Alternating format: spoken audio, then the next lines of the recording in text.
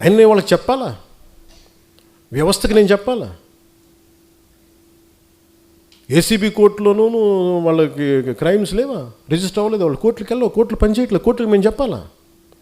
Supreme court జడ్జిలకు తెలియదా ఎవరు నేరం చేశారు, ఎవరు చేశారని తెలియదా? మేము చెప్పాలా? ఇది నన్ను ఇన్సల్ట్ చేయడం కాదు, అమిత్ షా గారిని ఇన్సల్ట్ చేయడం కాదు, వ్యవస్థని అవమానపరచడం. నేను ఎందుకు పట్టించుకోనంటే, Newton's third law, for every action there is an equal and opposite reaction. చర్యకి ప్రతిచర్య ఉంటుంది. కర్మ వదలదు ఎవరిని, కర్మ ఎవరిని వదలదు. ఎవరు చేసిన పనులు వాళ్ళు తగులుతాయి అంతే. అది మంచి కావచ్చు, చెడు కావచ్చు. సాధ్యమైనంత మంచి చేయడానికి ప్రయత్నం చేస్తాం.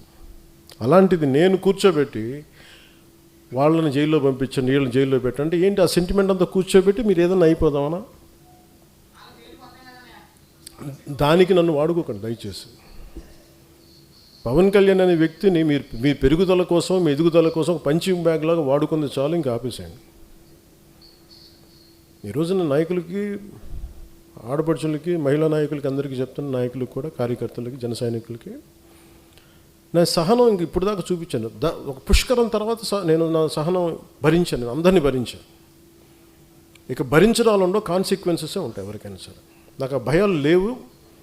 నాకు అసలు ఓడిపోవడాలు, గెలుపుల మీద నాకు ఏమీ లేదు. నేను ఎప్పుడు ముందుకే వెళ్తాను. అంతేగాని కూర్చోబెట్టి వీళ్ళనంటే ఈ మాట అంటే ఓట్లు పోతాయండి, వాళ్ళనంటే ఇది పోతుందండి, ఆ భయాలు చేసేసే దేశాన్ని ఇక్కడ దాకా పట్టుకొచ్చారు అందరూ. ఒక సమస్యని సమగ్రంగా అర్థం చేసుకొని మాట్లాడటం, దానికి కుదిరితే ఒక పరిష్కార మార్గం వెతకటం, చేసిన ఒక నిర్ణయానికి ధైర్యంగా నిలబడి కట్టుబడి ఉండటం, నాకు తెలిసింది అదే. అది ఎక్కడి దాకా తీసుకెళ్తా అక్కడి దాకా తీసుకెళ్ళాను. అంతేగాని కూర్చోబెట్టి భయపడిపోయి సర్దటాలు ఇంక నేను చేయను. 12 సంవత్సరాల తర్వాత ప్రతి ఒక్కరు we have to earn our position in a party.